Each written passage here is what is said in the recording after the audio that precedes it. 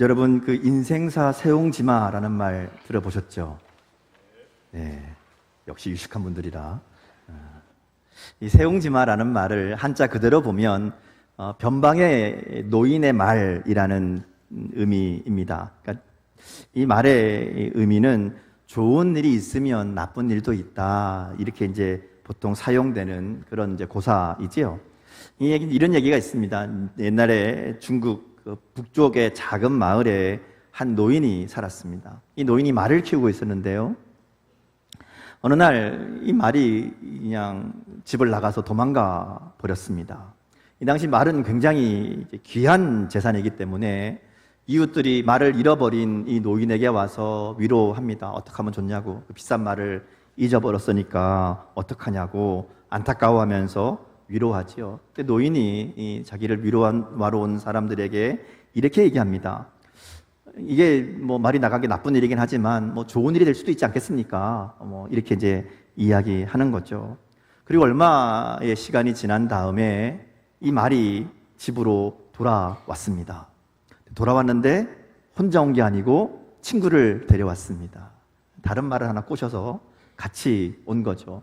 말 사람들이 난리가 났습니다. 아니 어떻게 이런 일이 있을 수 있냐고, 나쁜 일이라고 생각했었는데 당신이 이야기한 대로 그게 좋은 일로 복이 되었다고 막 축하하고 또 좋아합니다.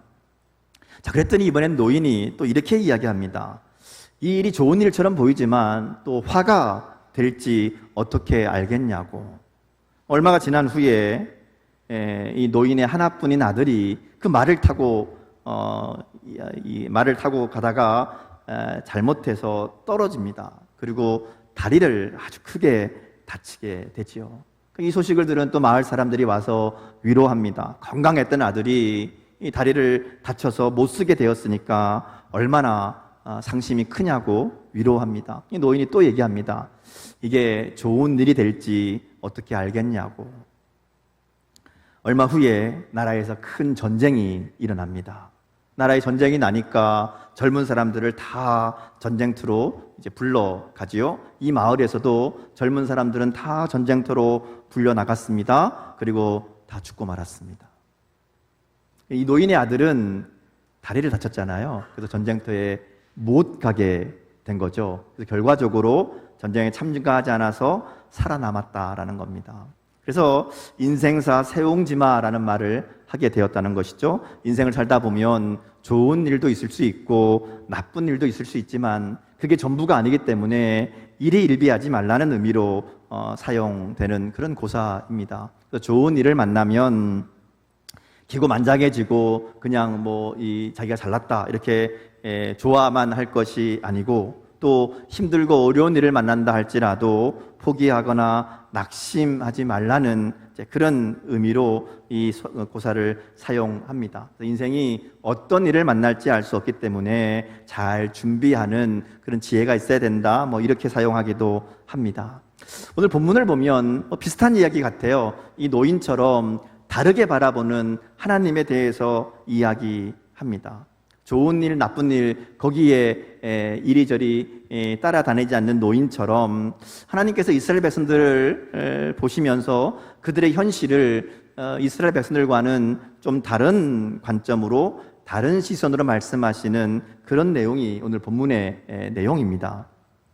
자, 본문을 보면요, 바벨론의 느부갓네살 왕이 유다의 왕 여고냐와 또 유다 고관들과 목공들과 철공들을 예루살렘에서 바벨론으로 옮긴 후에 이렇게 시작합니다. 그러니까 지금 이 상황이 어떠한 상황인가를 알려주는 그런 말씀이죠. 그리고 이 상황을 잘 이해하기 위해서는 이 당시 이스라엘 역사를 조금 알 필요가 있습니다. 이스라엘이 이제 남과 북으로 나눠져 있었고, 북이스라엘은 이미 아수르에 의해서 멸망당한 다음입니다. 남유다는 남아 있는데 바벨론에게 항상 위협을 받고 있는 그런 상황입니다. 결국 이제 바벨론에 의해서 나라가 멸망당하는데 한 번에 끝난 게 아닙니다. 크게 3번 정도 바벨론의 공격이 있었고, 그 공격으로 이 유다가 큰 타격을 입게 되지요. 그리고 마지막에 결국은 이제 나라가 무너지게 됩니다. 첫 번째 공격은 오늘 본문에 나오는 이 여고냐의 아버지였던 여호야김 왕 때에 있었습니다. 이 여호야김은 애굽에 의해서 왕으로 세워진 그런 사람입니다. 나라가 그 당시 이제 이 이스라엘의 주변 정세가 애굽이라는 전통적인 강대국과 새롭게 등장한 바벨론이라는 이 두 강대국이 서로 힘을 겨루고 있는 그런 상황이고요. 이 이스라엘은 그 중간에 껴있는 그런 상황입니다. 그러다 보니까 이 두 나라가 서로 싸우는데 고래 싸움에 새우등 터진다고 이 이스라엘이 이리저리 맨날 이리 치이고 저리 치이는 그런 상황입니다. 그런 과정에 이제 여호야김은 애굽에 의해서 왕으로 세워진 사람입니다. 그러니까 애굽에 반대했던 왕을 쫓아내고 죽이고, 그리고 이제 새로운 왕을, 그러니까 애굽 말을 잘 듣는 사람으로 세우는 왕이 여호야김이라는 것이죠. 그러다 보니까 이 정책을 펼 때에 친애굽적인 정책을 펴니다. 틈만 나면 바벨론으로부터 벗어나고 애굽 편에 있으려는 그런 입장을 가지고 있죠. 그런 상황 가운데 애굽과 바벨론의 큰 전쟁이 일어나고요. 이 전쟁에서 바벨론이 완전히 이제 말하자면 크게 이기게 됩니다. 애굽은 그동안 영향력을 끼쳤던 이스라엘 주변에서 완전히 이제 말하자면 자기네 본토로 돌아가게 되고 이 땅을 바벨론이 이제 지배하게 되는 그런 상황이 되는 거죠. 그러니까 애굽 편에 있었던 이스라엘도 이 바벨론의 공격 앞에 포위당하고 이제 말하자면 위기에 처하게 된 겁니다. 이때 왕이었던 여호야김이 바벨론에게 충성을 맹세합니다. 지금까지는 애굽 편이었는데 뭐 포위당하고 다 죽게 생겼으니까 바벨론 왕에게 충성을 맹세하고 이 위기를 넘어갑니다. 그래서 완전히 나라가 망하지 않고 나라는 지키고 대신에 바벨론에게 많은 공물을 바치게 되고요. 또 많은 사람을 포로로 이제 보내게 됩니다. 그 중에 대표적인 사람이 다니엘입니다. 제일 먼저 갔던 포로 중에 한 사람이라고 할 수 있습니다. 자, 그리고 이제 두 번째, 조금 시간이 지난 다음에 두 번째 다시 바벨론의 공격이 있습니다. 그게 오늘 본문에 나오는 상황의 이유입니다.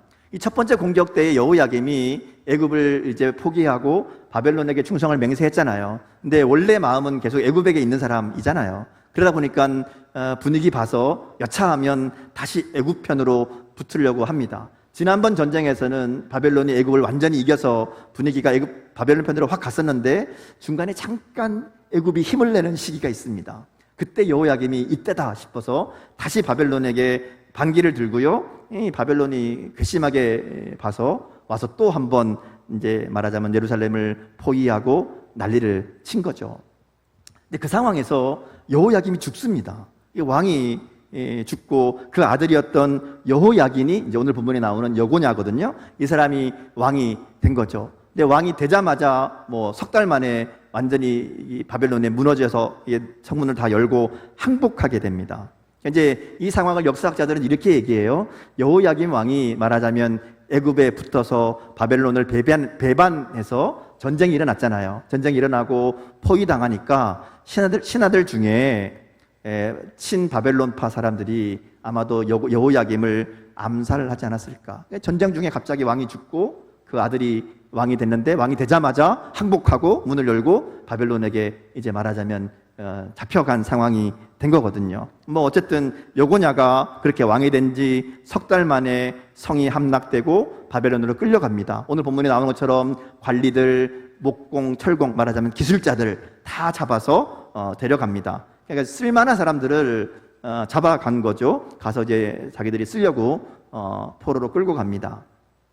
그리고 여고냐의 삼촌이었던 시드기야라는 사람을 대신 왕으로, 이제 말하자면 꼭두각시 왕이죠. 왕으로 세워놓고 여고냐와 사람들을 잡아갑니다. 이때 잡혀갔던 대표적인 사람이 에스겔입니다. 자, 이렇게 이제 첫 번째, 두 번째, 그리고 마지막 세 번째는 이때 세워놓았던 시드기야 왕이 또 이제 애굽을 의지해서 바벨론의 지배에서 벗어나려고 하다가 이번에는 아예 완전히 나라가 망하고 사라져버리는 세 번째 침공이 있습니다. 이때 시드기야가 도망가다가 잡히죠. 그래서 두 아들이 자기 보는 앞에서 죽임을 당하고 시드기야는 두 눈이 뽑혀서 바벨론으로 끌려가는, 이렇게 해서 이 유다라는 나라가 완전히 망하게 되는 그런 이제 역사적인 상황들이 펼쳐집니다. 자, 그런데까 이 상황 가운데 오늘 말씀은 두 번째 바벨론의 공격이 있어서 사람들이 다 잡혀가고 예루살렘에는 시드기야가 왕이 되고 남은 사람들이 있는 이 상황이 본문의 배경이 되는 상황입니다. 자, 이 상황이 왜 중요한가 하면요, 두 종류의 사람들이 나오거든요. 바벨론의 포로로 끌려간 사람들, 그리고 남은 자들. 오늘 하나님의 말씀은 이 사람들에 대한 이야기를 하고 있습니다. 이 두 종류의 사람들. 그래서 예레미야가 본 환상을 보면 두 종류의 무화과가 나오죠. 두 광주리가 나옵니다. 한 광주리에는 좋은 무화과가 있고 한 광주리에는 나쁜 무화과가 있습니다. 하나님이 예레미야에게 이걸 보여주시죠. 그리고 예레미야에게 묻습니다. 뭐라고 물으시죠? 뭐라고 물으세요? 내가 무엇을 보느냐? 3절 말씀이죠. 한번 볼까요? 3절 말씀 같이 읽어보겠습니다. 자, 시작. 여호와께서 내게 이르시되 예레미야야 내가 무엇을 보느냐 하시매 내가 대답하되 무화과이온데 그 좋은 무화과는 극히 좋고 그 나쁜 것은 아주 나빠서 먹을 수 없게 나쁘니이다 하니. 자, 예레미야가 이걸 보고 있는데 하나님 물으시는 거예요. 너 뭐 보냐? 네가 무엇을 보느냐? 이렇게 묻습니다. 하나님이 예레미야에게 네가 무엇을 보느냐? 이렇게 물어보셨던 적이 있어요. 있죠.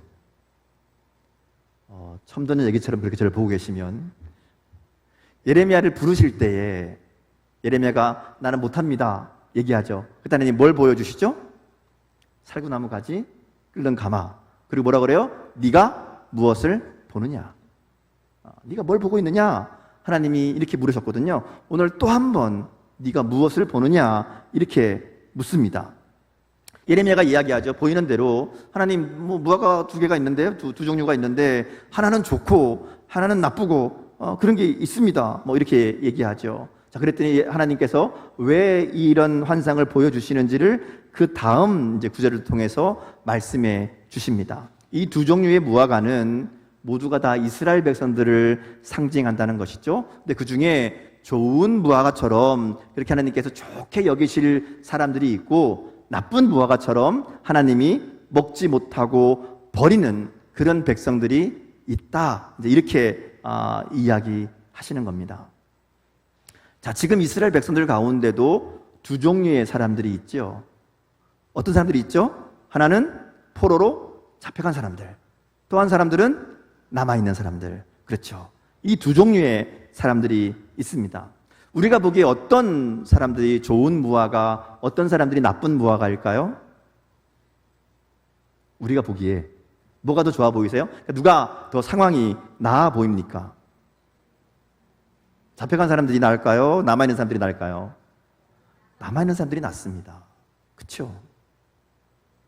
먼 나라에 포로로 끌려가는 이 최악의 상황은 피한 사람들, 이 사람들이 상태가 그나마 좋습니다. 비교해 보자면 다 쓰러져가는 나라이긴 하지만 그래도 왕이잖아요. 시드기야 왕. 또 그 고관들을 다 잡아갔으니까 새롭게 어떤 이 지도자들로 또 관리들로 세워졌을 것이고요. 무엇보다 자기 집, 자기 땅 다 지키고 있습니다. 안 뺏겼잖아요.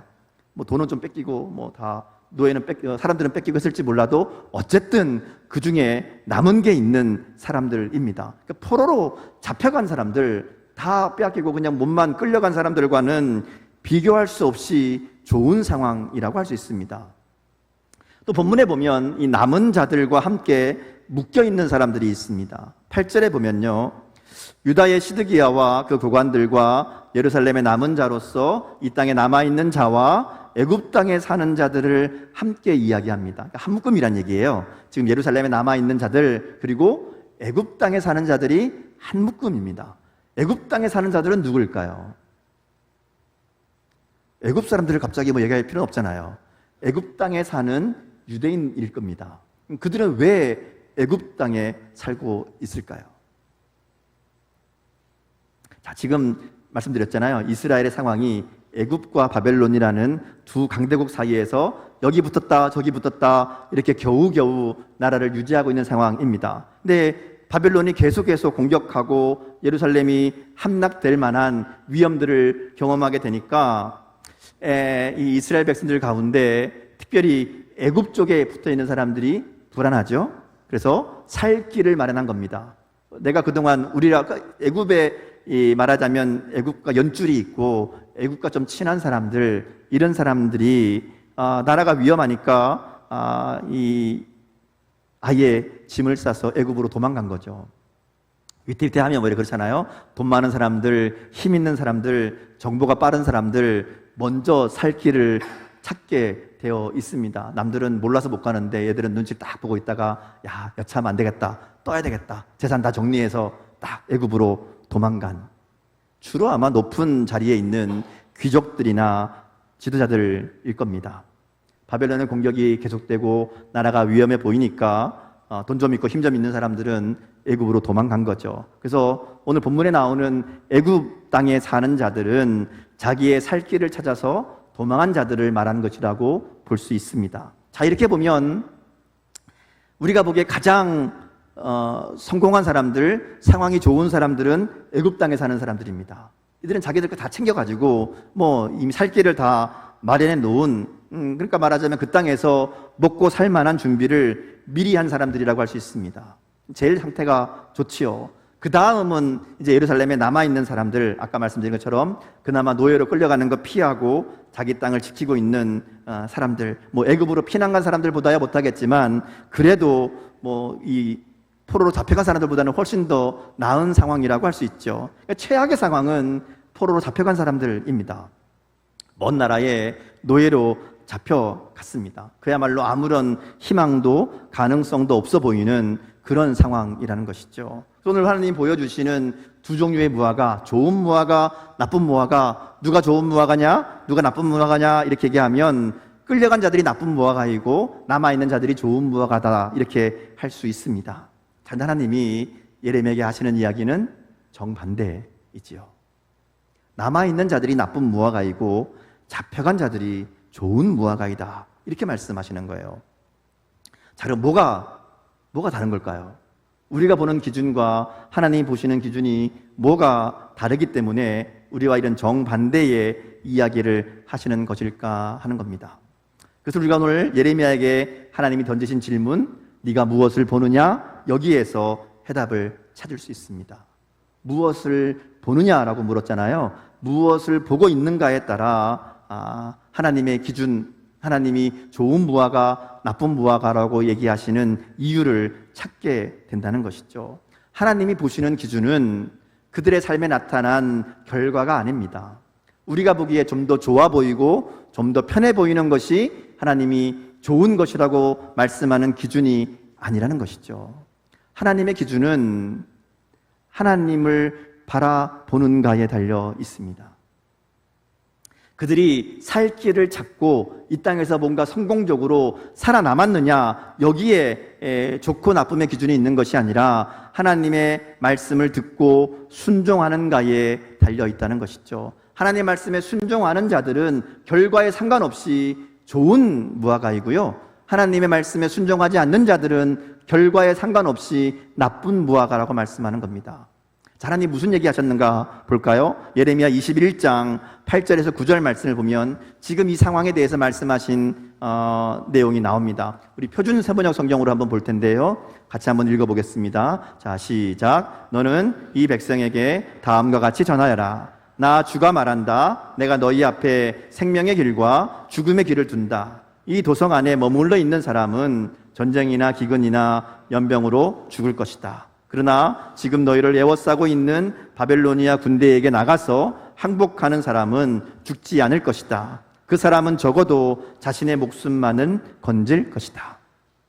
하나님께서 시드기야와 그 백성들에게 주신 말씀입니다. 자, 근데 이건 똑같은 상황인 거죠. 바벨론의 이 상황을 어떻게 바라보는가 하는 겁니다. 하나님이 그들에게 주시는 말씀은 바벨론에 항복하고 바벨론으로 가는 것이 생명의 길이라는 겁니다. 왜냐하면 하나님이 지금 그들에게 심판을 말씀하셨고 이러한 징계와 심판을 통해서 그들을 새롭게 하기를 원하시는 하나님의 마음, 하나님의 뜻이 여기 있기 때문에 그렇습니다. 그래서 바벨론으로 가는 게 생명의 길이라는 거예요. 반대로 예루살렘에 남아있는 것은 죽음의 길이라고 이야기합니다. 그건 하나님의 영원한 심판, 하나님의 심판에 머물 수밖에 없는 그 길이라는 것이죠. 그래서 본문에 보면요, 하나님이 이스라엘 백성들이 바벨론으로 가는 것을 붙잡혀 갔다 이렇게 말하지 않습니다. 하나님이 내가 이곳에서 옮겼다 이렇게 말씀합니다. 5절 말씀 보세요. 본문 5절 같이 한번 읽어보겠습니다. 자, 시작. 이스라엘 하나님 여호와께서 이와 같이 말씀하시니라. 내가 이곳에서 옮겨 갈대아인의 땅에 이르게 한 유다 포로를 이 좋은 무화과 같이 잘 돌볼 것이라. 자, 하나님 뭐라고 얘기하면 내가 이곳에서 옮겼다 이렇게 말씀하시는 거예요. 내가 이 사람들을 옮겼다고, 내가 갈대아인의 땅에, 바벨론 땅에 이르게 했다고 그렇게 말씀하시는 겁니다. 그리고 그들을 내가 좋은 무화과처럼 잘 돌볼 것이다 말씀하는 것이죠. 지금 이스라엘 백성들이 바벨론의 포로로 가는 것은 그들이 나라가 힘이 약해서 그들이 국력이 약해서 바벨론에게 졌기 때문에 포로로 끌려가는 것이 아니라 하나님의 섭리 가운데 일어나는 일이라는 겁니다. 이 일은 지금 하나님이 하시는 일이라는 거예요. 예레미야가 계속 얘기한 게 그거잖아요. 하나님께서 너희들을 심판하실 것이다. 너희들이 돌이키지 않으면 하나님의 심판이 바벨론을 통해서 임하게 될 것이다. 이게 예레미야를 통해 주셨던 말씀입니다. 지금 그 얘기 하시는 거예요. 바벨론으로 가는 거, 이거 너희가 전쟁에 졌기 때문에, 나라가 약하기 때문이 아니라 내가 옮기는 거다 이렇게 말씀하시는 겁니다. 자, 또 한 가지 질문이 있어요. 그러면 바벨론으로 간 사람들은 남아있는 사람들보다 좀 나은 사람들이냐? 그래서 하나님 좋다고 그러시는 거냐? 아니죠. 똑같은 사람들입니다. 그들이 죄가 적거나 예루살렘에 남은 사람들보다 의롭기 때문에 그들을 좋은 무화과라고 말씀하지 않습니다. 그들 역시 똑같이 말씀을 무시하고 거부하고 우상을 섬기고 악을 행했던 자들입니다. 더구나 지금 그들이 바벨론으로 가는 것도 순종해 가는 게 아닙니다. 그죠? 어쩔 수 없으니까 억지로 끌려가는 겁니다. 근데 왜 그들은 좋은 무화과라고 얘기하고 남아있는 자들은 나쁜 무화과라고 얘기하실까? 그들이 바벨론으로 가는 동안, 그리고 바벨론에서 포로로 사는 동안 어떤 생각을 했을까요?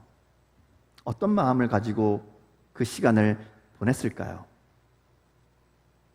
하나님, 우리가 잘못했습니다. 우리가 하나님의 말씀을 듣지 않아서 지금 이 고생을, 이 고난을 당하고 있습니다. 이렇게 고백하지 않았을까요? 왜냐하면 하나님이 계속 얘기하셨었거든요. 그럴 거라고. 당하고 나니까 아이고 하나님, 내가 진작 들을 걸. 우리가 하나님 말씀에 불순종해서 이런 죄를, 이런 심판을 받고 있습니다. 하나님 우리를 용서해 주십시오. 하나님 우리를 불쌍히 여겨 주십시오. 하나님 우리를 긍휼히 여겨 주십시오. 이게 그들의 마음이었을 겁니다. 그래서 바벨론의 포로로 가 있는 이스라엘 백성들의 이야기를 우리가 성경을 통해서 보게 되면요, 그들이 강가에 나가서, 이 강가는 예배하는, 예루살렘을 그리워하는 그런 장소이지요. 그곳에서 노래를 부릅니다. 예루살렘을 그리워하고 하나님 앞에 자신들의 삶을 회개하고 하나님의 은혜를 구하고 도우심을 구하고 그렇게 눈물로 기도하며 하나님을 찾은 거죠. 바로 그 마음 때문에 하나님이 그들을 좋은 무화과라고 말씀하는 겁니다. 비록 현실은 실패한 것 같고 다 빼앗기고 포로로 끌려간 상황이지만, 그러나 그 상황 가운데 하나님을 바라보게 되었거든요. 그 문제 때문에 하나님을 찾게 된 겁니다. 그래서 하나님 뭐라고 그러시는가 하면 내가 나를 아는 마음을 줄 것이다 이렇게 말씀하는 거예요. 바벨론의 그 고난의 시간을 통해서 이스라엘 백성들은 하나님을 알게 된 겁니다. 그리고 하나님이 그들의 하나님이 되어 주시겠다는 약속을 주시죠. 오늘 본문 6절, 7절 같이 한번 보겠습니다. 6절, 7절 같이 읽습니다. 자, 시작. 내가 그들을 돌아보아 좋게 하여 다시 이 땅으로 인도하여 세우고 헐지 아니하며 심고 뽑지 아니하겠고, 내가 여호와인 줄 아는 마음을 그들에게 주어서 그들이 전심으로 내게 돌아오게 하리니 그들은 내 백성이 되겠고 나는 그들의 하나님이 되리라. 아멘. 하나님 주신 말씀은 이거예요. 그들이 뭐 잘났기 때문에, 다르기 때문에, 의롭기 때문이 아니라 그들이 그곳에서 겪게 될 그 시간들을 통해 하나님을 알게 될 것이기 때문에, 하나님을 찾게 될 것이기 때문에, 그래서 내가 그들을 좋은 무화과로 여긴다. 그들이 나를 찾을 때에 내가 그들을 돌아보고 다시 돌아오게 하고 심고 뽑지 않겠다고, 세우고 헐지 않겠다고, 내가 그들의 하나님이 될 것이라고 그렇게 말씀하시는 겁니다. 그래서 바벨론에서의 70년의 시간은 이스라엘 백성들에게 회복의 시간이 됩니다. 그들에게는 그 바벨론의 시간이 있었기 때문에 하나님을 제대로 알게 되고요, 다시 하나님의 백성으로 회복될 수 있었다라는 겁니다. 고난의 시간이고 고통의 시간이지만 그 시간이 하나님이 어떤 분인지를 깨닫게 되고 전심으로 하나님께 돌아오게 되는 그런 은혜의 시간이 되었다는 겁니다. 나중에 70년이 지난 다음에 하나님이 그들을 돌아올 수 있도록 고레스 바사왕을 통해서 역사하시죠. 그때에 돌아온 자들이 많았습니다. 그들은 바벨론에서 70년을 살았던 사람들입니다. 자리를 잡고 안정적인 삶을 살고 있던 사람들입니다. 처음에는 힘들었겠죠. 70년의 시간이 지나면 어떻게든 자리를 잡잖아요. 먹고 살 게 생기고 거기에서 뭔가 이루고 살았을 겁니다. 그런데 그 바벨론의 안정된 삶을 포기하고 오히려 완전히 폐허가 되어 있는, 70년 동안 나라가 무너졌으니까 예루살렘이 얼마나 황폐해졌다고 이야기합니까? 근데 거기로 돌아오는 사람들이 많았던 겁니다. 왜냐하면 그들은 70년 동안 하나님의 약속을 붙잡고 기다린 겁니다. 하나님을 알고 하나님께로 돌아온 자들이 되었던 것이지요. 그래서 그들이 돌아오게 되는 겁니다. 자, 반대로 예루살렘에 남아있던 자들, 애국으로 피한 자들, 그들은 어떤 마음이었을까요? 그럼 그렇지, 우리는 괜찮아, 우리는 구원받았고 우리는 하나님의 은혜를 입은 자들이고 우리는 의롭다는 증거를 가진 자들이다, 이렇게 생각했을 겁니다. 왜냐하면 바벨론의 포로로 끌려간 자들은 저들은 죄 때문에 끌려간 것이고 우리는 의로워서 남은 것이다, 이렇게 생각했다는 것이죠. 잡혀간 자들은 하나님의 심판을 받은 자들이고 그나마 우리는 좀 나아 보이는, 이 여기에 살아남았으니까 혹은 우리의 삶을 잘 지켰으니까 이건 하나님의 구원이다. 그래서 우리는 아무 문제가 없다, 이렇게 생각했다는 것이죠. 당장 좋아 보이는 결과를 얻었기 때문에, 당장 성공한 것처럼 보이기 때문에, 당장 자기들의 삶에 문제가 해결된 것처럼 보이잖아요. 그러니까 우리가 옳았다, 우리는 문제 없다, 이렇게 생각하고 죄 가운데 행하던 그 삶에서 돌이킬 생각조차 하지 않았다라는 겁니다.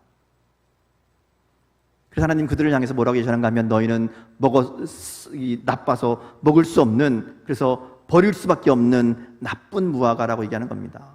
8절에서 10절 말씀 보면 그들에게 무서운 심판을 이야기하죠. 그들을 버리신다고, 멸절하기까지 이르게 하신다고, 모두 없애버리고 하나도 남지 않게 하시겠다고 그렇게 말씀하시는 겁니다. 자, 이렇게 보면요, 하나님이 좋은 무화과, 나쁜 무화과 이렇게 나누는 기준은 하나님을 바라보는 데 있습니다. 상황에 달려있지 않습니다. 좋은 결과에 달려있는 것이 아니라 어떤 상황이든지 그 상황 속에서 하나님을 볼 줄 아느냐, 우리의 삶의 현장에서 일어나는 현실의 것들을 바라보느냐, 아니면 그 가운데 역사하시는 하나님을 바라보느냐 하는 이 관점의 문제라는 겁니다. 바벨론의 포로로 잡혀갔지만 그곳에서 하나님을 바라보고 하나님을 생각하고 자신들의 죄를 회개하고 돌이킨 자들에게는 하나님이 약속하신 회복의 은혜가 있습니다. 그러나 좀 나아 보이는 결과를 가지고 좀 성공한 것처럼 보이는, 눈에 보기에는 훨씬 더 좋은 상황에 있었던 자들이지만 남아있던 자들은 여전히 하나님을 바라보지 않았고 오히려 교만하여 회개하지 않았고 돌이키지 않았기 때문에 하나님의 완전한 심판을 받을 수밖에 없었다라는 겁니다. 오늘 우리의 삶에서 중요한 것은 우리 눈에 보이는 것이 전부가 아닙니다. 우리는 어느 틈에 믿음의 생활을 하면서도 세상의 기준으로 우리의 삶을 바라봅니다. 세상 사람들이 얘기하는 것처럼 돈 많이 벌고 성공하고 많은 것을 얻고 누리면, 그러면 복 받은 것이라고 생각합니다. 아닐 수 있습니다. 그 복이 우리를 멸망으로, 죽음으로 이끌 수도 있습니다. 이 땅에서 실패하고 좀 어렵게 고난을 당하고 문제를 당하고 병에 걸리고 어려움이 있으면, 그러면 우리의 신앙이, 우리의 삶이 실패한 것처럼 생각하는 사람들 있습니다. 아닐 수 있습니다. 그 고난이, 그 문제가 하나님을 바라보게 한다면 그건 오히려 회복의 기회가 될 수 있고요, 그것이 우리의 은혜의 통로가 될 수 있다는 겁니다.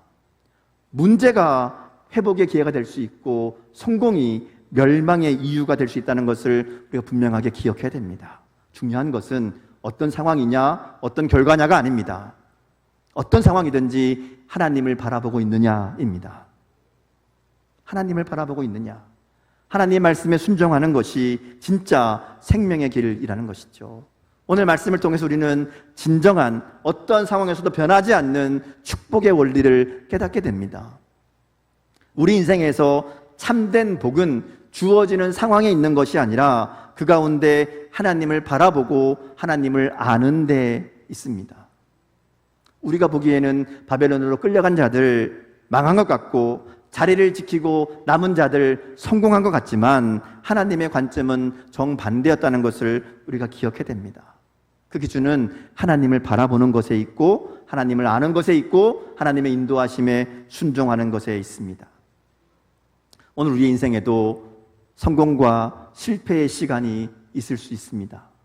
복받은 것처럼 여겨지는 순간도 있고 화를 당한 것처럼 여겨지는 순간도 있습니다. 근데 중요한 것은 이러한 모든 순간을 통해서 하나님을 아는 겁니다.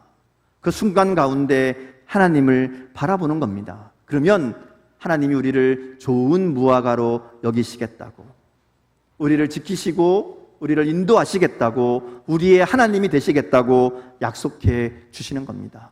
여러분, 신앙생활은 그저 문제와 어려움이 지나가기를 참고 기다리거나 막연히 좋은 날이 올 것이라고 기대하는 것이 아닙니다. 우리 가운데 어떤 상황, 어떤 결과가 주어진다 할지라도 하나님이 우리의 주인이심을 확신하는 겁니다.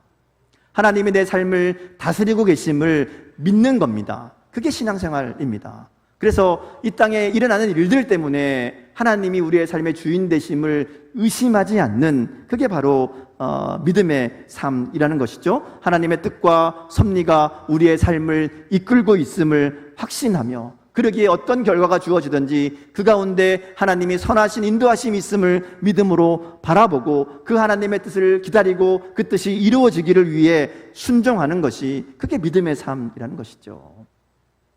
하나님은 우리를 사랑하시잖아요. 우리에게 가장 좋은 것, 가장 선한 것으로 인도하시는 분입니다. 그 하나님을 믿는 것이 신앙생활입니다. 하나님 우리를 좋은 무화과로 여기시고 돌보아 주시고 지켜주시고 우리의 인생을 아름답게 세워주실 줄 믿습니다. 그러려면 우리가 하나님을 바라봐야 됩니다. 어떤 형편, 어떤 상황에 있든지 하나님 이 상황 가운데 일하고 계심을 믿습니다. 하나님 내 삶에 이러한 결과와 상관없이 하나님이 나의 삶을 이끌고 계심을 내가 믿습니다. 그 하나님을 기대합니다. 가장 좋은 것으로, 가장 선한 것으로 인도하실 그 하나님을 바라봅니다. 이 믿음의 고백이 우리 가운데 있어야 될 줄 믿습니다. 그렇게 우리의 삶을 바라볼 때에 그 삶 가운데 하나님이, 우리가 하나님을 알게 하신다고 말씀하잖아요. 하나님을 알게 하는 마음을 주신다고 얘기합니다. 우리의 하나님이 되신다고 그렇게 말씀하시잖아요. 우리가 인생의 모든 삶의 순간을 통해서 더욱 하나님을 알아보는 그런 눈과 마음을 가지고 우리가 하나님의 백성이 되고 하나님이 주시는 은혜를 누리며 살아가는 그런 저와 여러분 될 수 있기를 주님의 이름으로 축복합니다. 함께 기도하겠습니다.